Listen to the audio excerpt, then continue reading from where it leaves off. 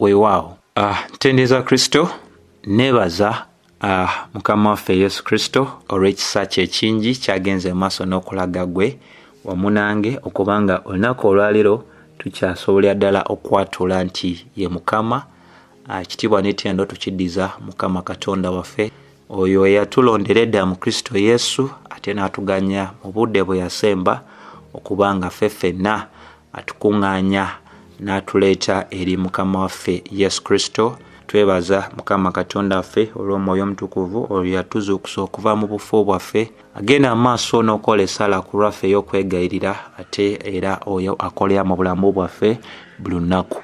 Mmanya nga bulijjo Mazima Kenneth era ng'olunaku olwaleero njagala tutunuulye ku kitundu kyaffe ekyokusatu mu ssomo lye tugenda mu maaso n'okubanga twekkaanya eriyitibwa okukola kwa Katonda munsi oba okulungamya kwa Katonda, obugabirizi bwa Katonda eri okutuukiriza kw'ebyo byonna byayogera edda ng'ensi eno tennaba kubaawo. Ku mulundi guli ogwasembayo mu kitundu kyaffe ekyokubiri twatunulya ku nsonga ekwata ku byokulabirako eby'endagaano enkadde n'eby'endagaano empya ebiraga okulungamya kwa Katonda okw'ebintu byonna, okukola kwa Katonda mu nsi muno nga ebintu abitwala mu kkubo eryo lyateesa okuba nga bigoberera ng'ensi eno tennaba kubaawo. Era kintu ekimu kye twateekako nyeesiira kwe kutunuulya emboozi eyo ey'omukyala ayitibwa Eseza, engeri gye yalukibwa yonna nti okuviira ddala mu kubanga bakadde be baatwalira mu bwewanguse Nabukadneeza n'okubeera nga baatwalibwa mu nsi gye bataamanya n'akulira mu nsi engwira wansi w'emikono egy'omwami amanyikiddwa nga Omulodokaali.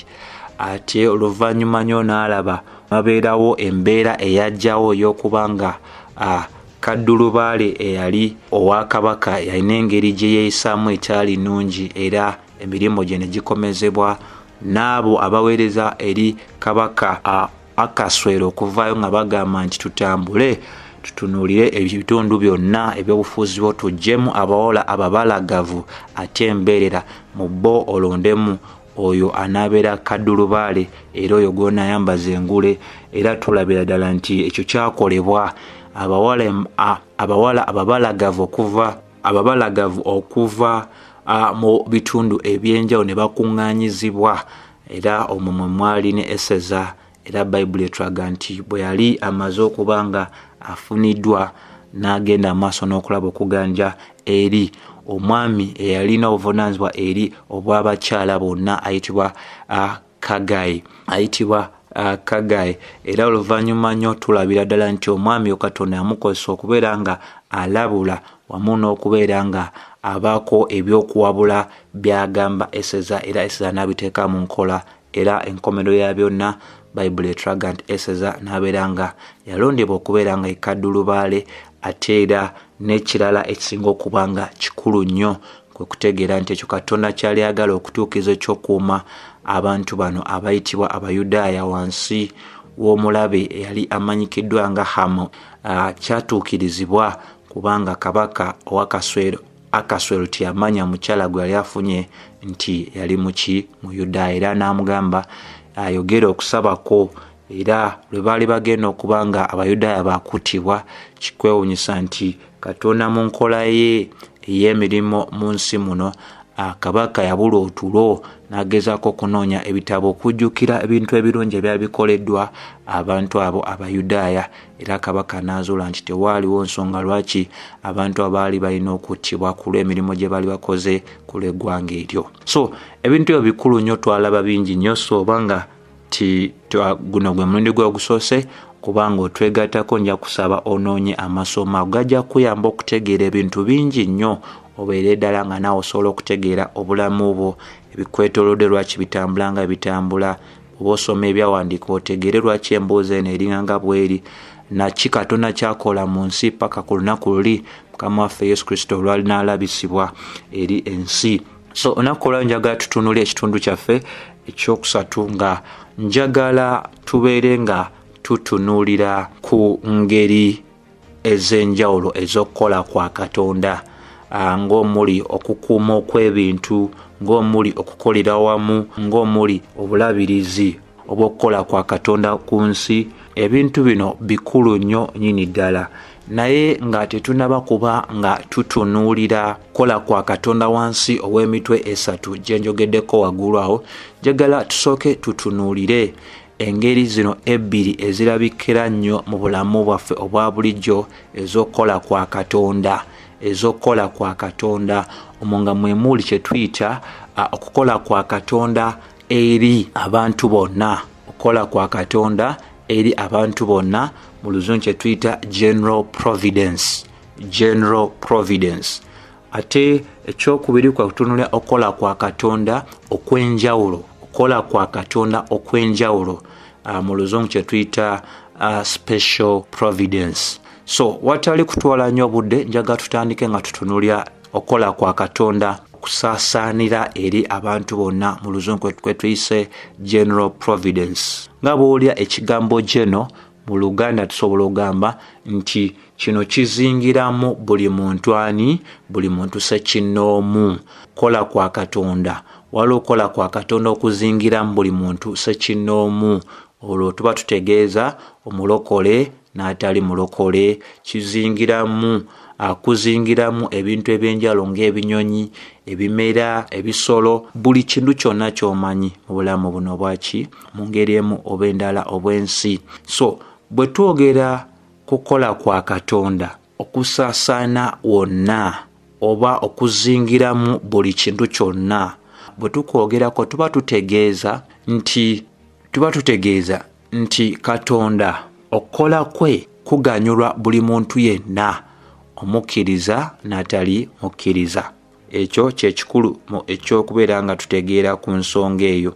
Okukola kwa Katonda okuzingiramu buli muntu yenna, tusobola ogamba wano nti kulaga nti omulimo gwa Katonda, obugabirizi bwa Katonda, okulungamya kwa Katonda kuzingiramu buli muntu yenna, kwe tutadde abo abakkiriza mu Kristo Yesu n'abatali bakkiriza mu Kristo Yesu. Tuyambiseko naye mu bufunze kye tugezaako okugamba nti abantu bonna okukola kwa Katonda okuzingiramu buli muntu yenna, era mu ngeri endala tukuyita common grace oba common love oba common providence, nti eno y'enkola ya Katonda ey'okwagala kwe eri abantu bonna, ey'ekisa kye eri abantu bonna, ey'obugabirizi bwe eri abantu bonna, era nga bonna baganyulwamu. Era mu ekyo ekyokulabirako ekikulu kye tusobola okuba nga tutunuulira kyekyokulabirako ekiri mu Matayo essuula ey'okutaano olunyiriri olwa4 olugamba nti, naye nange mbagamba nti mwagalenga abalabe bammwe, musabirenga ababayiganya. Kati ekyawandiikibwa kitandika bwe kityo. Eri Abakristaayo ffenna tugambibwa okubeera nga twagala abo abalabe baffe era n'abo abatuyiganya. Omulabe waffe ye muntu ayinza okubeera nga ali awo ng'alina bubeezi bukyayi eri ffe, ate omuyiganya y'oyo akukyawa olw'okukkiriza Kristo Yesu. Kati Bayibuli etugambye tutukole bwe tutyo. Kino kiragiro kya Mukama waffe Yesu Kristo, okugaziya n'otulaga ekyo kyayogera nti atugamba okikola. Y'ensonga lwaki tulaba mu 4:5 agamba mulyoke mubeerenga abaana ba Kitammwe ali mu ggulu. Oyo atayagala mulabe we, atasabira oyo omuyiganya, abeera ayina by'abatategedde ku Mukama Katonda we. Asobola n'okukozesa omukono ogw'omubi okuzimbamu embala, obwesige n'obugumiikiriza. Kati annyonnyola n'agamba kubanga enjuba ye agyakisa ababi n'abalungi, n'abatonyeza enkuba abatuukirivu n'abatali batuukirivu. Kati kino kizimbiddwa ku biri waggulu ku kiri kyayogedde mu lunyiriri lwa4 ekyokubeera nga twagala abalabe baffe, okusabira abatuyiganya, Lwaki? Nti bw'abanga Katonda mwene ye asobola okwakisa enjuba ye eri abantu bonna abalungi n'abatali balungi, ababi n'abatali babi, n'atonyesa enkuba ye eri abatuukirivu n'abatali batuukirivu, y'ensonga lwaki atugamba titugwanidde okukola bwe tutyo. Ekyo kyakola eri ababi n'eri abalungi kye tuyita okukola kwa Katonda okuzingiramu abantu bonna. Okukola kwa Katonda okuzingiramu abantu bonna. Enkwasaganya ye ey'ebintu, obugabirizi bwe, okuluŋŋamya kwe okw'ebintu byonna bw'atyo bwe yateesa, era okukola kwe kwe kutuukiriza ebyo bye yateesa edda, n'agamba nti bano abatondeddwa mu kifaananyi kyange, Lubereberye 1:26 paka 2:7, bonna bajja kulega ku bulungi bwange, bonna bajja kulega ku kisa kyange, bonna banaalega ku mulimo gwange n'okuluŋŋamya kwange. Bwe twogera ku babi bakkiriza okuba nga balaba okwaka kw'enjuba ye, be bano be bamu abatali batuukirivu batonyeseza enkuba ye. Kati akugambye kola bulungi eri abantu abo. Era tumaliriza wano nga tugamba nti okukola kwa Katonda okuzingiramu buli muntu yenna na buli kintu kyonna kulabisibwa eri buli muntu yenna nga kugabirira ebyetaago byabwe ebya buli lunaku, nga bafuna ekitangaala okuva eri Katonda, bafuna enkuba okuva eri Katonda, ebimera byabwe bisimbibwa ne bikula n'ebintu eby'engeri nga eyo.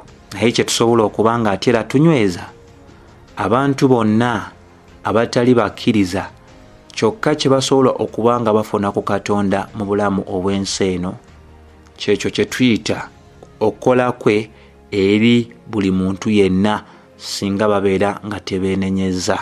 Ebyo bye bajja okuba nga bakoma okulegako, ofuna enkuba, ofuna omusana, okubeera n'ensigo ez'okusimba, okulaba ebimera byabwe nga bikula, abaana baabwe okuzaalibwa, abaana baabwe okukula, abaana baabwe okusoma, n'ebintu eby'engeri ng'eyo eby'obulamu obwa bulijjo, wamu n'okufuna n'okuwulira ebigambo ebyaki eby'enjiri.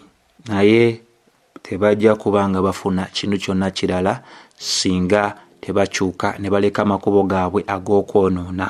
Ate era kikulu nnyo ffe okunyweza nga tugamba nti okukola kwa Katonda kuno okw'ekisa oba okw'okwagala eri abantu bonna, Katonda akuganyiza okusaasaanira eri abantu abo n'abatali bakkiriza ng'engeri y'okuba nga yeejulira olw'okubeerawo kwe n'okwagala kwe eri abantu abo. Ekyokulabirako ekisingira ddala tukirabira ddala mu kitabo kino eky'ebikolwa eby'abatume essuula ey'e14 olunyiriri olw'16.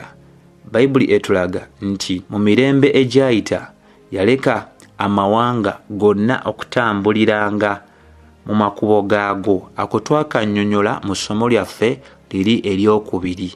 Ne tulaga nti Katonda yaganya amawanga okutambulira mu makubo gaago, ng'era ekigendererwa lwaki yaganya amawanga okutambulira mu makubo gaago, ffe oba ggwe nange leero tulyoke tubeere nga tusobolera ddala okusiima obulamuzi bwa Katonda obw'amazima eri ekibi, era ffe okubeera nga tusobola okusiimira ddala ekisa kya Katonda mu kusonyiwa aboonoonyi. Singa ekibi teyakiganya kubeerawo, gwe tewanditegedde butuukirivu bwa Katonda, butukuvu bwa Katonda mu kubonereza ekibi oba oyo ayonoonye mu mazima. Gwe n'okuba ng'osobola okusiima nti bwe ndaba obutuukirivu bwa Katonda n'obutukuvu bwa Katonda, n'endaba okusaasira kwe nga ansonyiwa olw'okwonoona kwange, gwe nange tetwanditegedde bintu ebyo na bukulu bwabyo. Naye okwonoona si kulungi mu maaso ga Katonda, naye akuganya olw'ekigendera. Si kukwe kuba nti ayiga, naye ffe okubaako ate bye tuyiga. Tulabye abatambulidde mu kwonoona. Okwonoona kubakoze eki? Kusaanyizaawo obulamu bwabwe, kusaanyizaawo emirimu gyabwe, kusaanyizaawo buli kantu konna. Abamu batuuse n'okufa ng'emmeeme zaabwe ziri mu kuzikirira.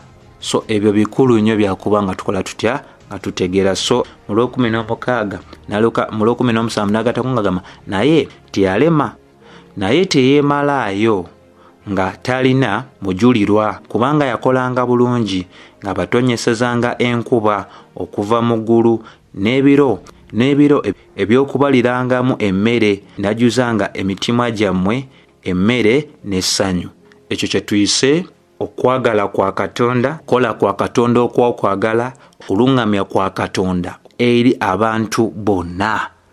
Temasekkati g'okuba nti baali boonoona, naye Mukama teyalekeraawo kubeera nga akola obulungi, atonyesa enkuba okuva mu ggulu, okubawa ebiro eby'okubalirangamu emmere, kujjuza emitima gy'abantu n'emmere n'essanyu, nga obujulizi obulaga nti waali, era n'obujulizi obulaga okwagala kwe eri abantu be yatonda. Ekyo nno kye tuyita okukola kwa Katonda okw'okwagala, okukola kwa Katonda okw'ekisa, okukola kwa Katonda okusaasaanira oba okugguddwawo eri abantu bonna. Ebyo bikulu nnyo byakuba nga tukola tutya nga tutegeerera ddala. Okukola kwa Katonda okwo okw'ekisa n'okwagala okusaasaanira buli muntu yenna tekukoma ku bantu bokka, wabula n'eri ebinyonyi, wabula n'eri ebisolo byonna. Era ekyawandiikibwa esingira ddala okuggyayo amakulu g'ensonga eno eya okukola kwa Katonda okusaasaanira buli muntu yenna, kuweereddwa buli muntu yenna na buli kintu kyonna, tusinga kulabira mu kitabo kino ekya Zabbuli essuula ey'Ekikumi okutandikira ddala mu lunyiriri olw'omusanvu. Tulaba amakulu ag'ensonga ano nga gaviirayo nnyo nnyini ddala, omuntu okubeera ng'akola ki? Nga asiimira ddala obukulu bwa Katonda. So bw'oba ogisomye bweti bwekola ki? Bwegamba. Egamba nti gwe bwanenya ne gadduka, eddoboozi ly'okubwatukaako ne ganguwa okugenda. Olw'omunaana ensozi ne zigolokoka, ebikko ne bikka wansi ku bifo lwe babitonderamu. Olw'omwenda n'oteeka ensalosalo ku ebyo bireme kuddamu nate okubika ensi. Olw'ekumi yeggwe ajja amazzi okuva mu bikko, era amazzi ne gakulukuta mu nsozi. Olw'ekumi n'emu zinywesanga ensulo zonna ez'omu nsiko, entulege ziwona ennyonta. Ennyonyi ez'omu ggulu kwe zitula ku ezo ne ziyimbira mu matabi. Ofukirira amazzi ensozi, ensi n'ekuta ebibala eby'emirimo gyo. Olw'ekumi n'ennya amereza ente essubi n'omuddo okuweereza abantu balyoke bajjenga emmere mu ttaka.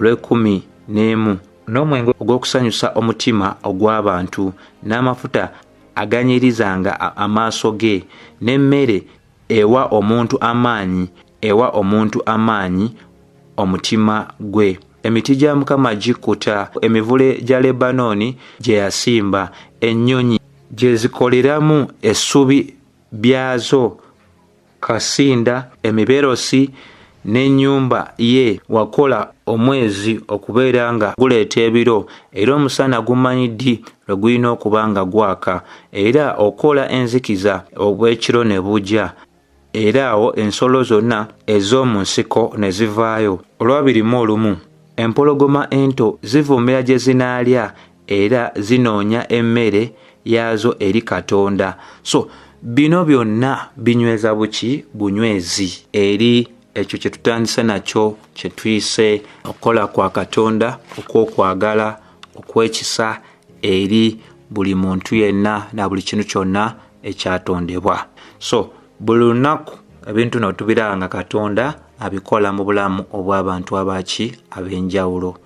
Tulaba abantu abatali bakkiriza balina amataka, tubalaba nga in fact basinga kati n'amataka, tubalaba nga balima ebintu ne bikula, tubalaba nga bafuna omusana, bafuna enkuba, bazaala abaana bwe bakula ne bisigadde, abamu nga balina emibiri gy'amaanyi, bintu eby'engeri ng'eyo. Ate ffenna twatandika bwe tutyo nga tetuli bakkiriza, naye Mukama n'atukwatibwa ekisa ne tubeera nga naffe obubaka bwatutuukako ate era n'agonza emitima gyaffe ne tubukkiriza.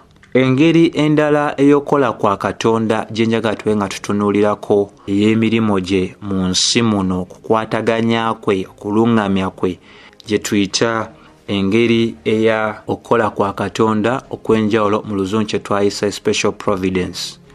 Okukola kwa Katonda kuno okw'enjawulo bwe tukwogerako tuba tutegeeza nti kuno kwekola kwa Katonda okw'okwagala n'okuganja okuweebwa abo bokka abali ekitundu ku mubiri gwa Kristo Yesu. Tusobola ogamba abalonde, era nga Katonda agenda maaso n'obbagabira n'ebyetaago byabwe, naye si buli kiseera nti abawa ekyo kye baagala. Bye twetaaga mu bulamu obwa bulijjo Katonda byagabirira, byamanyi nga byetaago bya buli lunaku tubyetaaga, Mukama abigabirira, naye tatuwa buli kintu kyonna kye twagala. Kye twagala kyanjawulo ne kye twetaaga. Bye twetaaga Mukama abigabirira, waliwo bye twagala ebyo byo tebituweereddwa nga kisuubizo nti byonna agenda kuba nga akola ki, ebyo abikola.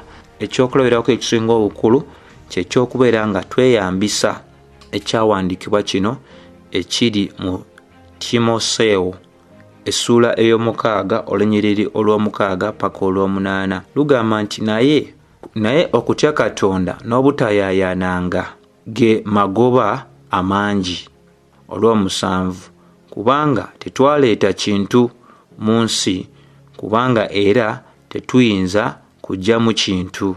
Laba olw'omunaana, naye bwe tuba n'emmere n'ebyokwambala ebyo bitumalenga.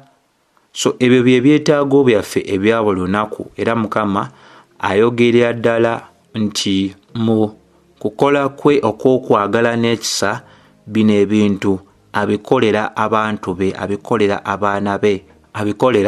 abaana be. Bino bitumala emmere, ebyokwambala n'ebyokola ki, n'ebyokwambala. Mukama ebintu bino agenda maaso n'okuba nga akola ki, nga abikolera ddala. Era bw'oba nga otunudde ne Bebulaniya essula ey'13 olunyiriri olw'okutaano enyweza bunywezi ng'egamba mubeerenga n'empisa ey'obutaagalanga bintu bye mulina bibamalenga, kubanga ye yennyini yagamba nti siri kuleka n'akatono so siri kwabulira n'akatono. So Mukama amanyi bye twetaaga, era kubanga amanyi ebyetaago byaffe, agamba ebyo by'amanyi nti bye twetaaga okuyita mu lunaku, ebyo ajja bigabirira, era ebyo bye tufunye mu lunaku yaba bitugabiridde. Agamba ebyo tuba tufunye mu lunaku bitumalenga, kubanga awadde ekigambo kye ng'agamba nti ye mwene talitulekulira ate era talitwabulira n'akatono. Wabula ate era kikulu okubeera nga tunyweza nga tugamba nti okukola kwa Katonda n'okuluŋŋamya kwe okw'ebintu byonna nga bwe yateesa edda okubanga bibaawo, tulina okuba nga tutegeera nti waliwo ebintu ebimu Katonda nga abituukiriza era n'abikola mu bulamu bwaffe oluvannyuma lw'essaala ng'ekoleddwa, nga singa essaala eyo eba tekoleddwa, ebintu ebyo Katonda tabikola oba tabiganya kulabisibwa mu bulamu bwaffe. Nti ekinkizo ekiriwo wano mu kukola kwa Katonda kuno okw'enjawulo okuli eri abo bokka abakkiriza, balina oluggi olubaguliddwawo, ng'era oluggi olwo lwakuba nti bo basobola n'okukola essaala eri Katonda ku nsonga ezaki ez'enjawulo. Ekyokulabirako Yakobo essuula ey'okumeka ey'okuna. Yakobo essuula ey'okuna bw'eti bw'egamba olwokubiri mwegomba so temulina, mutta era mwegomba, temuyinza kufuna, temulina kubanga temusaba.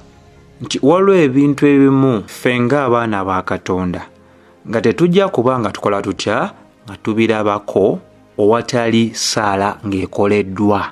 Kisobola okubeera ekintu kyonna, kisobola okubeera ekintu kyonna kubanga tumanyidde ddala waliwo ebintu Katonda bye tumanyi nti ajja twanukula. Bayibuli ebitusongerako era essaala enaakuleetera okubeera ng'okkiriza era ng'osuubira nti ekyo Katonda ayinza okkikolera. Kye kintu ky'olaba nga Bayibuli ekola ki? Ekisongako. Kyetasongako naye ky'omanyi ng'esongako, Bayibuli etulaga nti Katonda waffe mwenkanya wa mazima, awulira essaala zaffe era ekyo ekintu kiba nga kimusabiddwa mu kukkiriza n'omukuba nga twesigamye ku ye yekka. Katonda waffe mu kwagala kwe asobola okuba nga akola ki? Ekintu ekyo akiganya okubeera nga ffe tukifuna mu bulamu bwaffe. Tusobola kwerabira Matayo essula ey'omusanvu olunyiriri olw'omusanvu paka olw'omunaana. Enyweza ng'egamba nti musabe muliweebwa, munoonye muliraba, mweyanjule muligulirwawo, kubanga buli muntu asaba aweebwa, anoonya alaba, eyeeyanjula agulirwawo. Bayibuli ebintu ebyo ebisongako era kino ekyawandiikibwa tekiri mu Bayibuli mu butanwa, tekirina makulu gaakyo. Ebigambo bino Yesu byayogera bigambo bya nnamaddala. Kusobola kubeera nga kutegeera kwa byawandiikibwa, kusobola kubeera nga osaba Katonda akuze obukakkamu mu ggwe, emirembe mu bulamu bwo. Kusobola kubeera nga kuwa amagezi mu nkola y'emirimu mu bulamu obwa bulijjo, obuvumu kubuulira ekigambo kye, n'ebintu ebirala bisobola okubeera nga nga bingi nnyo nnyini ddala. Bayibuli etulaga nti ennyiri zino zitulagira ddala oba zitugumiza ddala nti weewaawo Katonda awulira okusaba kwaffe era afaayo eri ensonga ez'obulamu bwaffe. Era bw'oba osomye ekitabo ekya Ngero n'osoma Ngero 3:5 enyweza bunywezi ng'egamba mwesigenga Mukama n'omutima gwo gwonna, so teweesigamanga kutegeerako ggwe. So ekyawandiikibwa kino era bw'okiraba olaba nga kiragibwa nnyo mu bulamu obwabo abatukuvu abaatambula mu ndagaano enkadde, obulamu obw'abatume, Abakristaayo mu biro by'ekkanisa ng'etandika, n'olunaku olwaliwo tulaba abantu bangi ng'obulamu bwabwe bujjuziddwa okukola kwa Katonda, okuluŋŋamya kwa Katonda, obugabirizi bwa Katonda, ate n'okukwasaganya kwe okw'ebintu mu bulamu bw'abantu nga bwe yateesa edda ng'ensi tennaba kuba ng'ekola ki? Ng'ebaawo. Ebyo bikulu nnyo byakuba nga bikola bitya? Nga tubitegeera.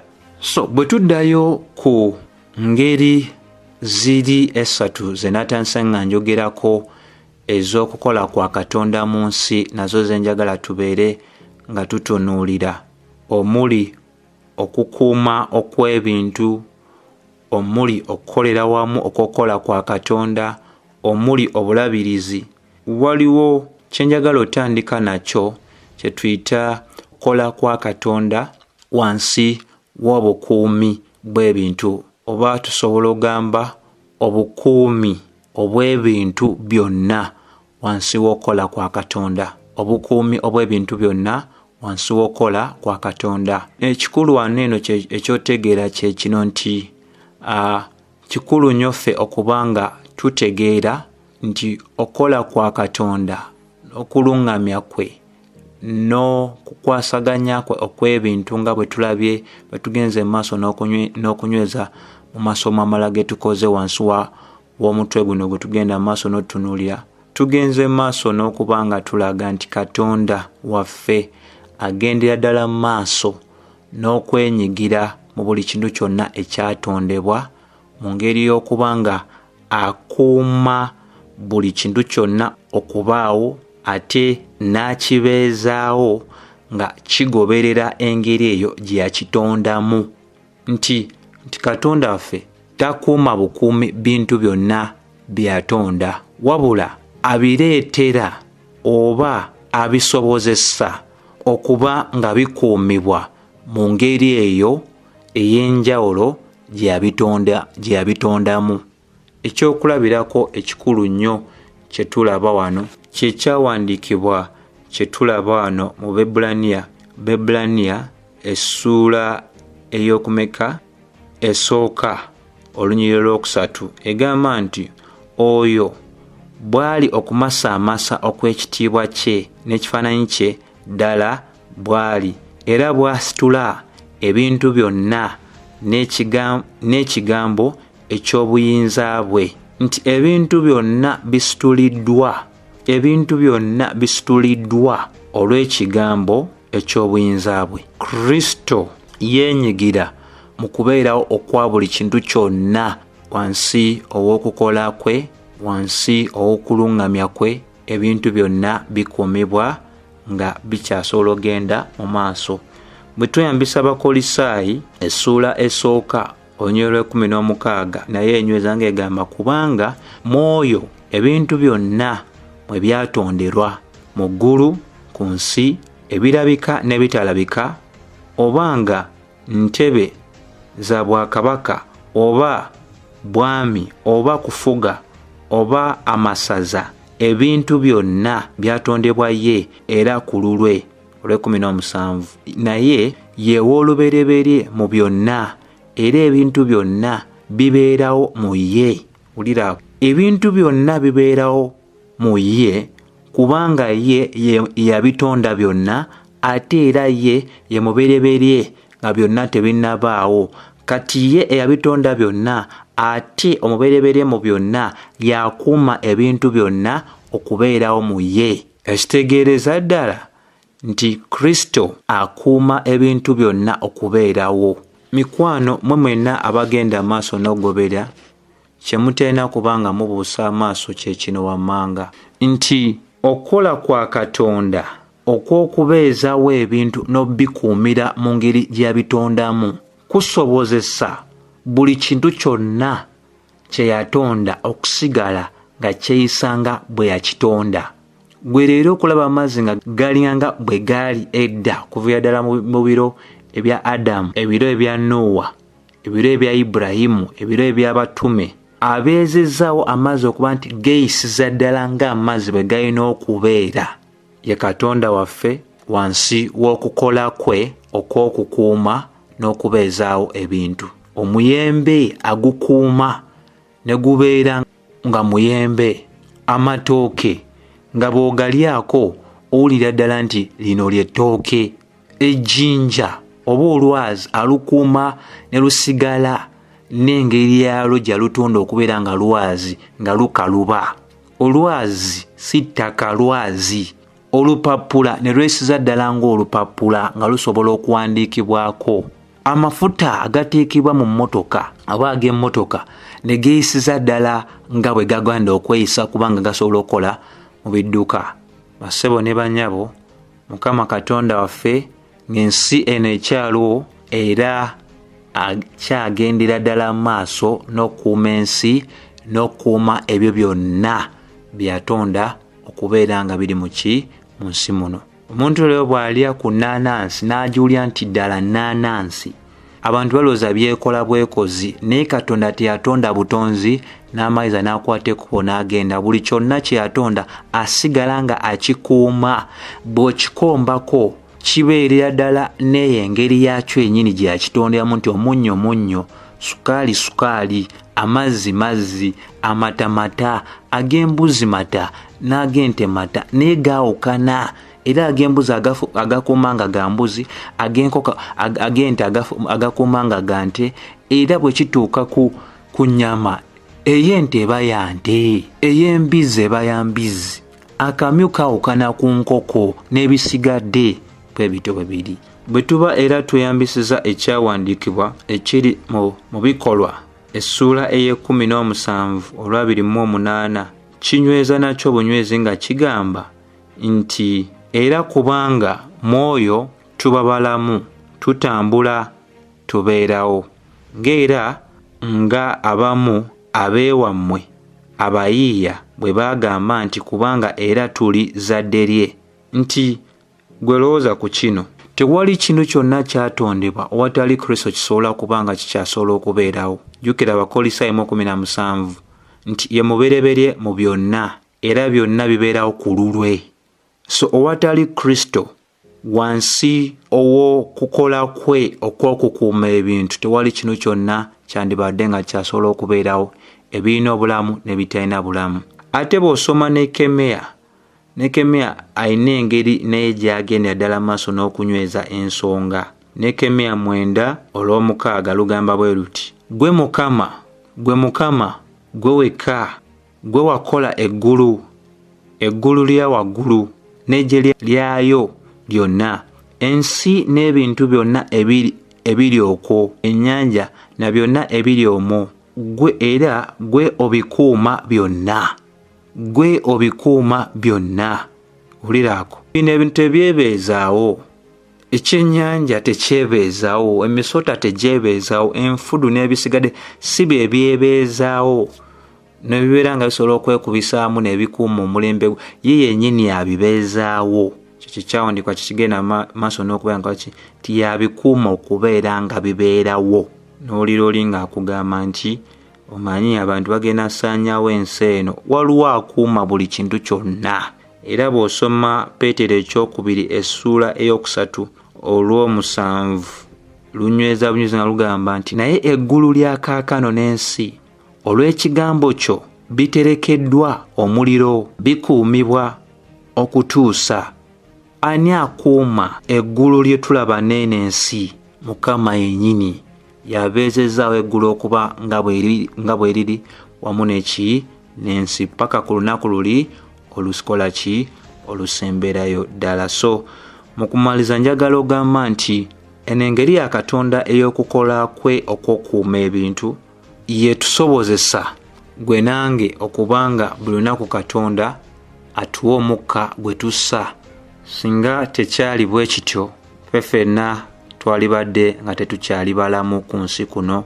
Yobu 3:10-15 lulaga nti bw'ateeka omutima gwe ku bantu, bw'akuŋŋaanyiza gy'ali omwoyo gwe n'omukka gwe 15 byonna ebirina omubiri bizikirira wamu, abantu ne badda mu nfuufu. Katonda waffe yatusaasidde ffenna billions ezo z'owulira 7 n'ebitundutundu okuba nga tukyali balamu.